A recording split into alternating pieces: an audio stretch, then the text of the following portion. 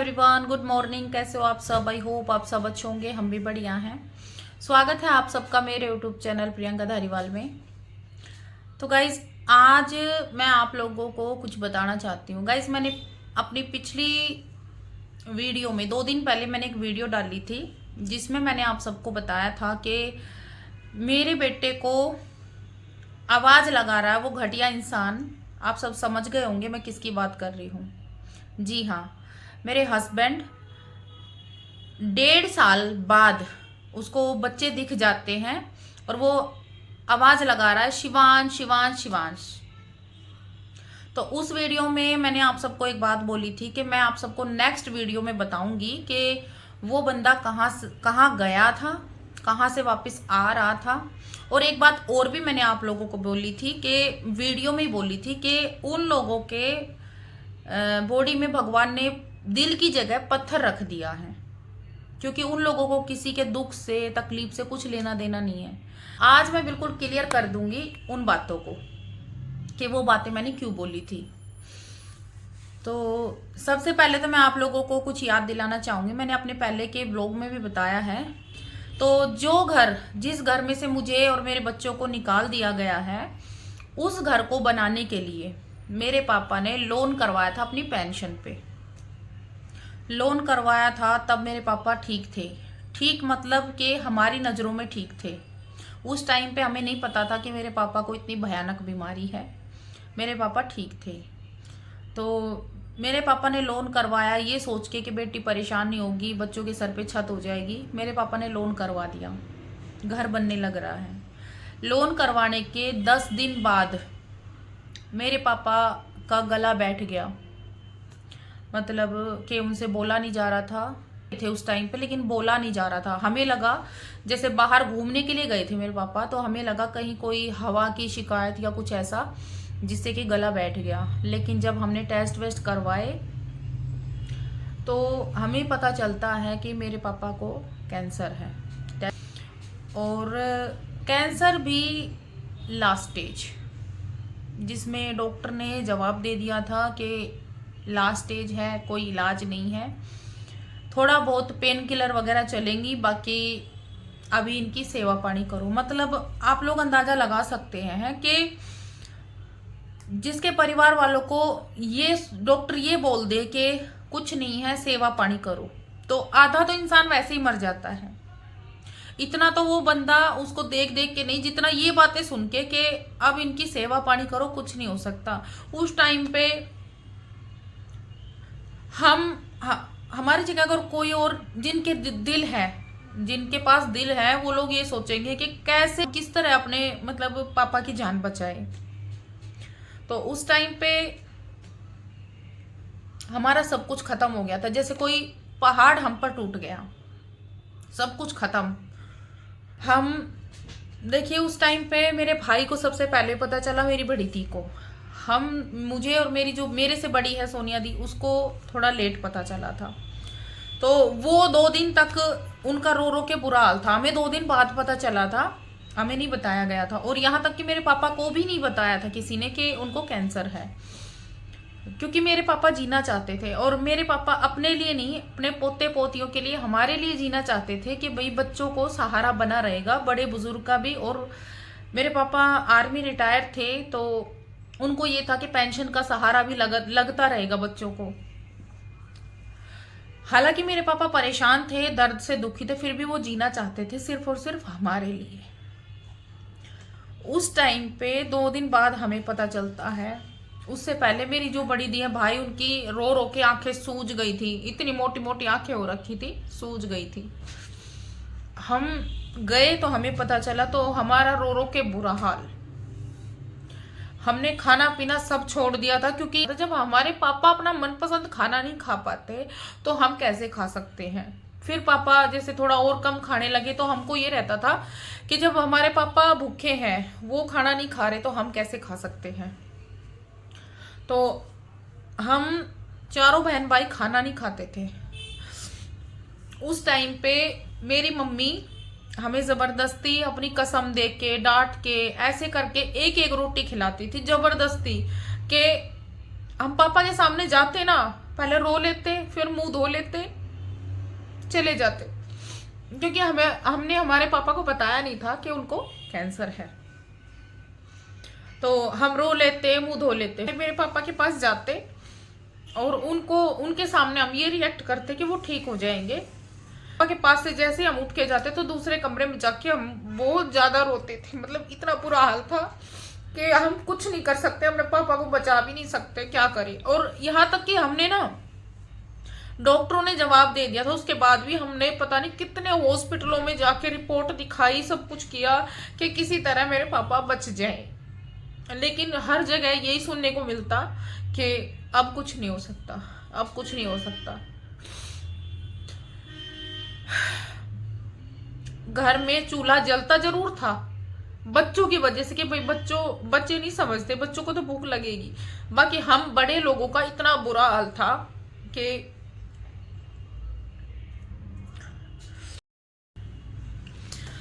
तो मेरे पापा को कैंसर थी, तब हम सब ने वो फेस किया।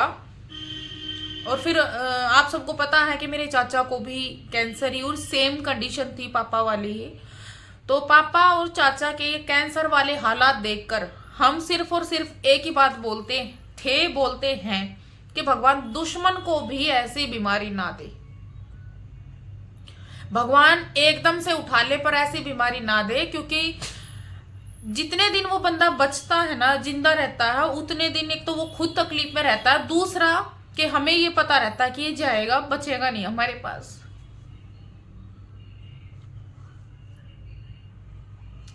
और हम कुछ कर भी नहीं सकते। मतलब एक ये होता है कि चलो पैसे लगा के तो इंसान बच जाए, लेकिन वो ऑप्शन भी नहीं होता। तो उसके बाद गाइस पता है, उस घटिया इंसान को पैसे मिल चुके थे, लोन निकलवा के पापा ने दे दिया था।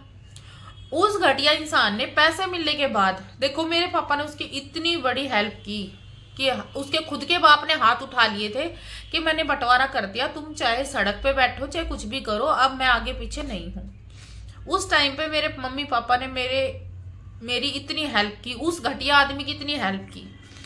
घर बनने के लिए पैसे दे दिए, घर बन रहा था। फिर भी मेरे पापा जितने दिन बीमार रहे, बंदे ने एक दिन भी फोन करके ये नहीं पूछा कि पापा आपका क्या हाल चाल है, कभी भी नहीं। ना कभी ये के लिए अब ये जवाब दे दिया डॉक्टरों ने तो कुछ दिन के मेहमान है, कम से कम एक बार झूठा ही चला जा कम से कम उनका हाल चाल पूछने, कभी नहीं। यहां तक कि मुझे भी वहां पे रुकने नहीं दिया। जब पता चला, जब मुश्किल से 1 हफ्ता रुकने दिया था, पता चला था उस टाइम पे, उसके बाद कभी मिस्त्री ने ये खराब कर दिया, मिस्त्री ने वो खराब कर दिया, मैं अकेला क्या क्या देखूं। मतलब मुझे वहां पे इतना टॉर्चर किया कि मेरे पापा ने ये बात सुनी ना कि भाई मिस्त्री काम बिगाड़ रहे हैं। मेरे पापा को क्या पता कि भाई तू लास्ट स्टेज में है, कुछ दिन का ही मेहमान है। तो मेरे पापा ये बोलते बेटा मेरा इलाज चल रहा है, मैं ठीक हो जाऊंगा, तो अपना घर संभाल। मुझे मेरे पापा ये बोल के भेज देते। अब मैं उनको ये कैसे बोलूं कि पापा घर तो फिर भी बन जाएगा, पर आप ना बचो।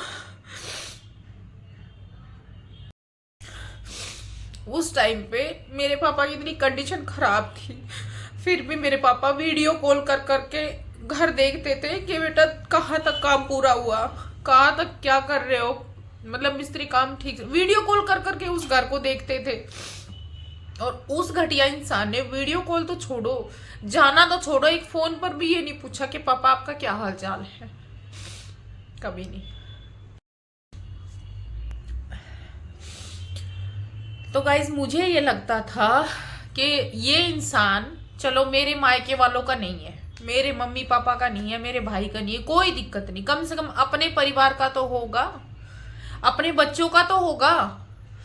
लेकिन मैं गलत थी। और ये मैंने देखा कब, जब घर बन गया, उसको नौकरी दिला दी। मतलब नौकरी भी मैंने आप सबको पहले वीडियो में बताया कि नौकरी भी मेरे मतलब बहन के फ्रेंड के रिलेटिव ने मतलब दिलवाई थी। तो नौकरी भी हमने ही दिलवाई थी उसको उस घटिया आदमी को। तो नौकरी मिलते ही, घर बनते ही उस आदमी ने मुझे लात मार दी। चलो मुझे लात मार दी, फिर बात आई बच्चों की कि बच्चों के पास रह लो, इतने कुछ पैसे कर दो इनके, या बच्चों की फीस भर दो। तो उस बंदे ने ये बोल के कि मेरे पास कोई पैसा नहीं है और बेशक मेरे बच्चों मतलब मेरी फाइल को आगे बढ़ा दो। मतलब उस आदमी ने पैसों के लिए अपने बच्चों को भी ठुकरा दिया। तब मुझे अंदाजा हो गया था कि ये जाहिल गवार आदमी, जो मैं इतने बड़े धोखे में थी कि भाई मेरे पापा बीमार थे, इस बंदे ने आज तक पूछा नहीं। तो मुझे ये रहता था कि चलो अपने बच्चों का तो है और भी किसी का नहीं है। तो मैंने देखा कि ये अपने बच्चों का भी नहीं, उसने बच्चों और पैसों में पैसे चुने।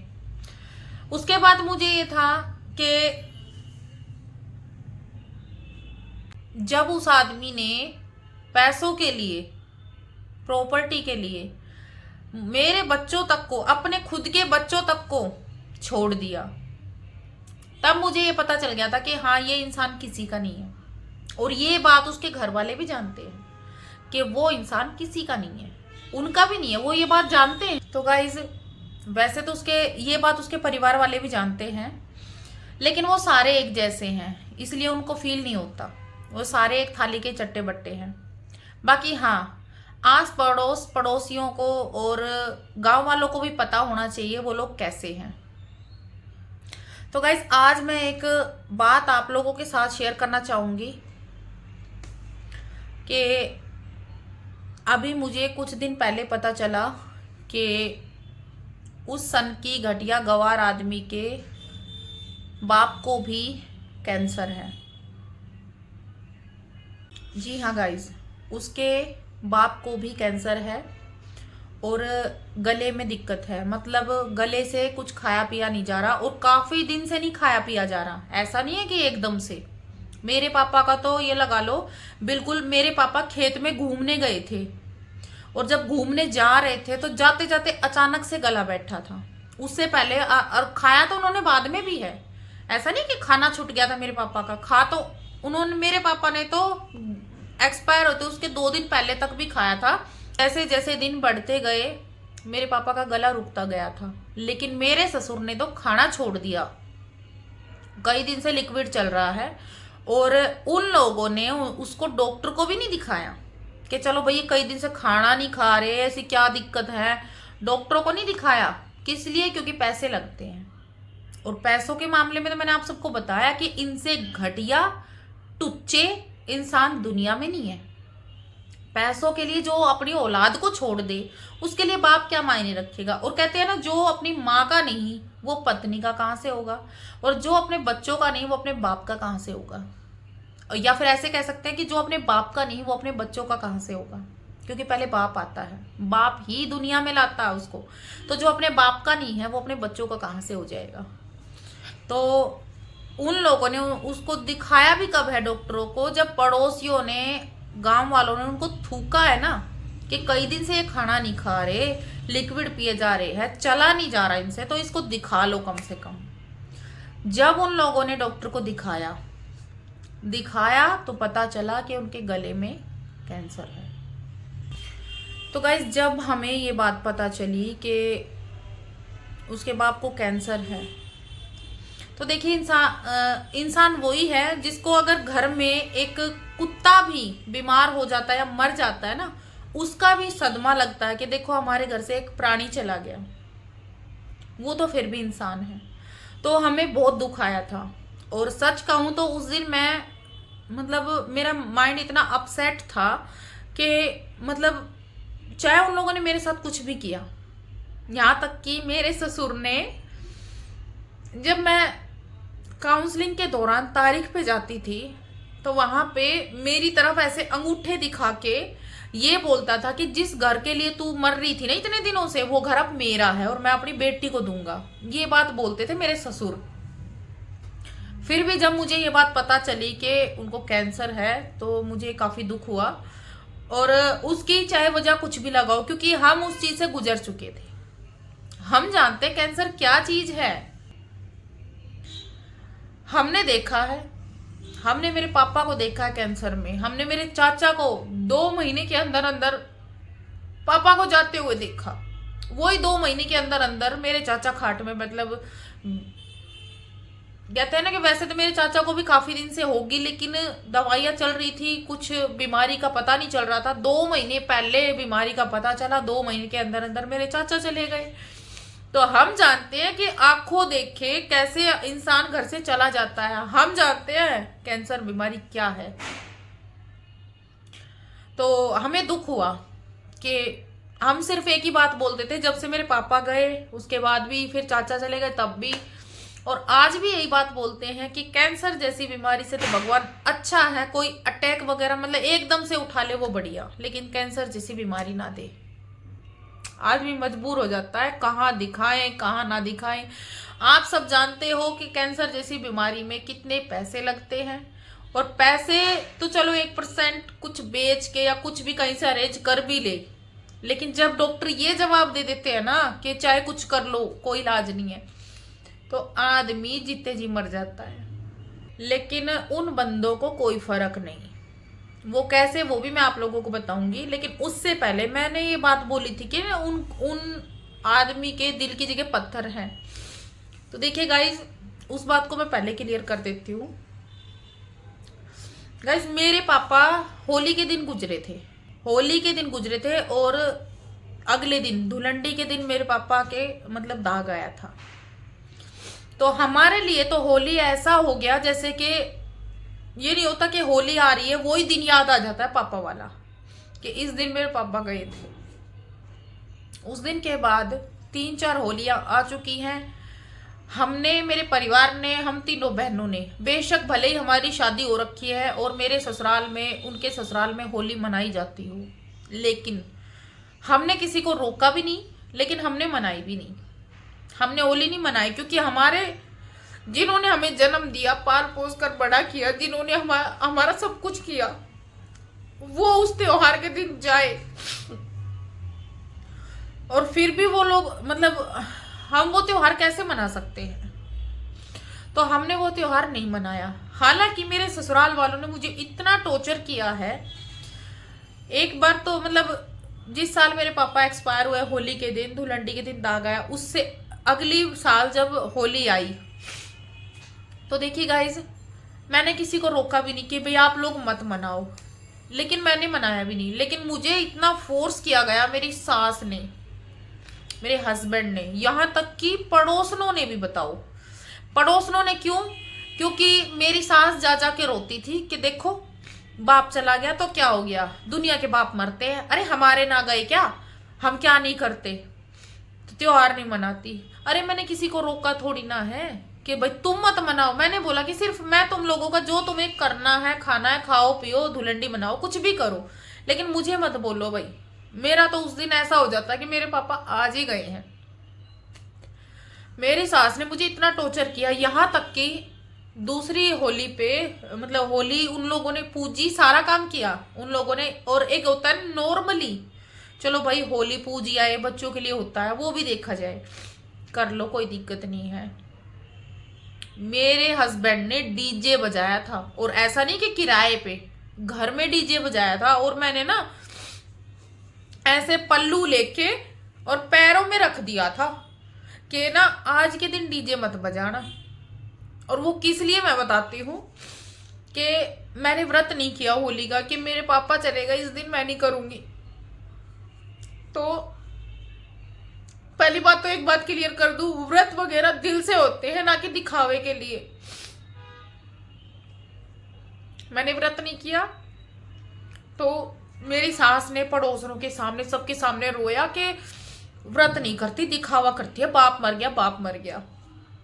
मेरे हस्बैंड को मैंने पैर पकड़ के ये बोला था कि आज के दिन डीजे मत बजाना, कल बजा लेना, मुझे कोई दिक्कत नहीं है। उस घटिया इंसान ने डीजे बजाया, उस घटिया इंसान ने मेरे सामने डीजे बजाया। और पड़ोसनों ने क्या बात बोली, उनके लेके तो मैं बजवा रही हूँ। उन्होंने क्या बात फैलाई कि वैसे तो व्रत भी नहीं करती, दिखावा करती है, और आज डीजे चला के डांस कर रही है अंदर।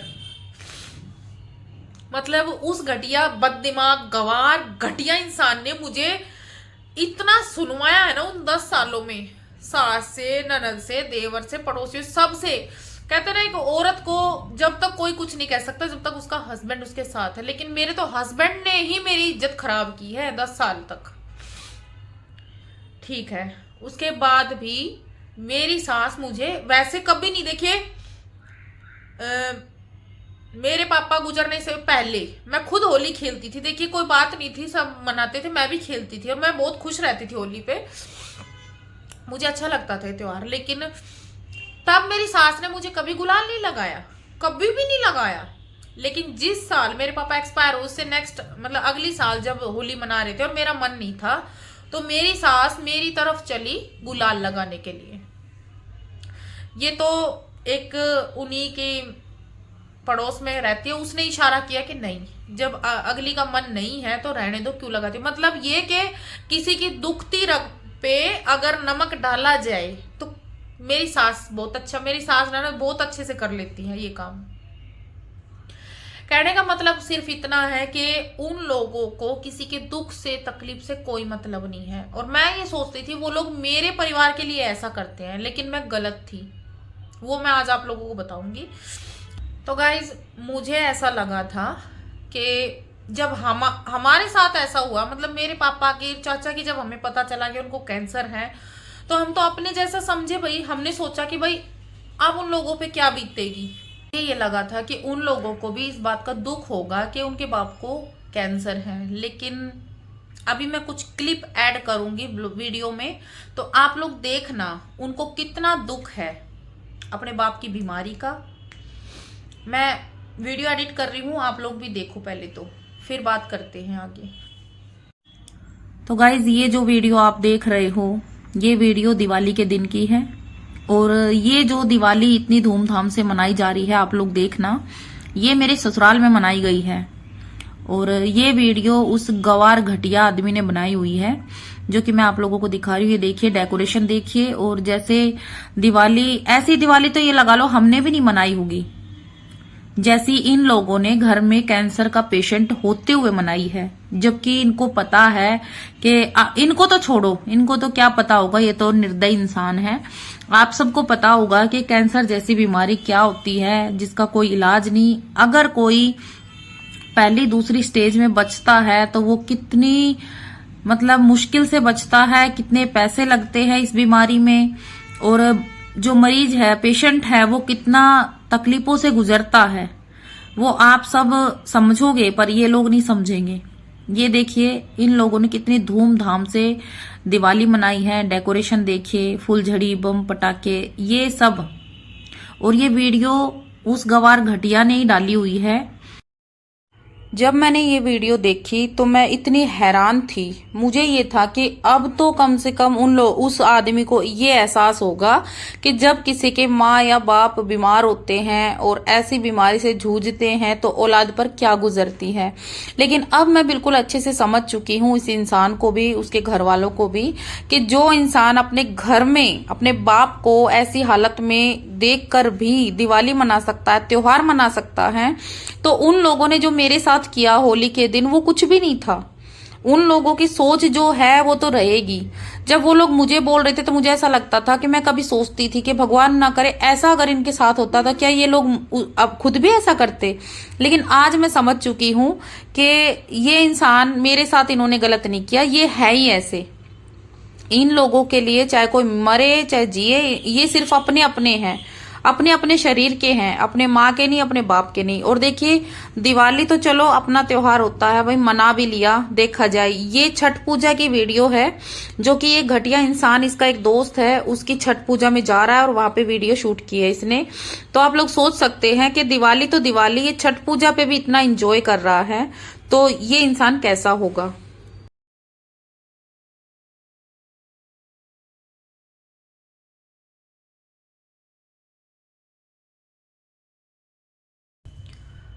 तो गाइज आप लोगों ने देखा होगा कि ये घटिया इंसान, ये लोग दिवाली कितने अच्छे से सेलिब्रेट कर रहे हैं। दिवाली तो दिवाली, छठ पूजा में भी इतना एंजॉय कर रहा है ये आदमी, वीडियो बना रहा है। तो आप लोग सोच सकते हैं कि मैंने वो जो बात बोली थी कि भगवान ने दिल की जगह इनके अंदर पत्थर रख दिया, तो मैंने कहा गलत बोली। तो आप लोग सोच सकते हैं कि अब तो मुझे भी, पछतावा होता है, मुझे अपने आप पर ही गुस्सा आता है कि मैं किस इंसान के साथ 10 साल रह के आई हूँ, कैसे कैसे जानवरों के बीच जिनमें फीलिंग नाम की कोई चीज नहीं है, दुख दर्द का उनको कोई मतलब नहीं है। उन लोगों को दुख दर्द से, किसी के दुख से, तकलीफ से कोई मतलब नहीं है। मैं उन लोगों के बीच अपने 10 साल वेस्ट करके आई हूँ। मैंने अपने 10 साल खराब किया उन लोगों के बीच में रह के। अगर मैं पहले ही वहां से निकल लेती तो आज मैं शायद, मेरे बच्चे ये सब नहीं झेल रहे होते। गाइज, आप लोगों को मैंने एक बात और बोली थी कि मैं बताऊंगी आप लोगों को कि वो आदमी कहाँ गया था, कहाँ से वापस आ रहा था। तो देखिए, वो इंसान अपनी बहन के घर गया था दिवाली देने के लिए, और वहां से वो वापस आ रहा था। उसके पास हमेशा फोन में मेरी लाइव चालू रहती है, उसको पता है इस टाइम बच्चे आएंगे, तो वो उसी टाइम पे अपने बहन के घर से निकला था। तो आप लोग सोच सकते हैं कि वो बहन, वो बेटी कैसी होगी जिसके बाप को कैंसर है और 15-20 दिन पहले उसको ये पता चले कि उसके बाप को कैंसर है, और गले से खाना तक भी नहीं निगला जा रहा, खाना नहीं खाया जा रहा, वो लिक्विड के सहारे जिंदा है। वो बेटी दिवाली का त्योहार मंगा रही है। तो मैं तो उस बेटी पर भी लानत है, थू है ऐसी बेटी पे जो बाप को 15 दिन पहले ये पता चलता है कि कैंसर है, वो त्योहार मंगा रही है, एंजॉय कर रही है। और ऐसी औलाद होने से तो ना हो वो अच्छा। तो अब मैं सोचती हूँ कि वो लोग मुझे फोर्स कर रहे थे होली मनाने के लिए। जब वो लोग खुद अपने बाप बीमार होते हुए होली मना सकते हैं, तो मेरे लिए तो वो मतलब बोलेंगी, मुझे तो बोलेंगे ही। जब वो खुद मना सकते हैं तो वो मुझे तो बोलेंगे ही वो। और ये बात ना उनकी पड़ोसन ने मुझे बोली भी थी। जैसे मुझे दुख आया कि आज मेरे पापा नहीं है, त्योहार के दिन वो गए और मुझे त्योहार मनाने के लिए बोला जा रहा है। कल को अगर इनके घर में ऐसी कोई बात हो जाए, तो पड़ोसन ने ये बात बोली थी कि ये मना लेंगे। मैं 100% लिख के दे सकती हूँ, ये लोग मना लेंगे। लेकिन वो बात होती है अगले साल की। मेरे पापा को तो गए हुए 1 साल हो गया था, फिर भी मेरा मन नहीं है, आज तक भी हम होली नहीं मनाते। और इन लोगों को 15 दिन पहले ये पता चलता है कि बाप को कैंसर है, फिर भी होली मतलब फिर भी दिवाली मनाई जा रही है। बेटी सीधा मंगा रही है, कोथली जिसको बोलते हैं, दिवाली का त्योहार मंगा रही है, और भाई दे के आ रहा है, खुशियां मनाई जा रही है। भाई ऐसे परिवार से तो भगवान मैं बहुत सही हूं जो मैं वहां से निकल आई। क्योंकि जो इंसान अपने माँ बाप का नहीं है, अपने बच्चों का नहीं है, आगे मुझे इतना पता है मेरा आगे चल के बुढ़ापा ही आना था, और मेरा बुढ़ापा और खराब करता। जवानी तो उसने मेरी खराब कर ही दी, बुढ़ापा भी वो मेरी खराब कर देता। तो इससे अच्छा मैं वहां से निकल ली, बहुत बढ़िया रही। तो गाइज, आप लोग समझ गए होंगे मैं क्या कहना चाह रही थी कि वो लोग कैसे हैं। तो मैं बस आप लोगों के साथ यही बात शेयर करना चाहती थी। तो गाइज, आज की वीडियो में इतना ही था। मिलते हैं नेक्स्ट वीडियो में। राम राम सभी को।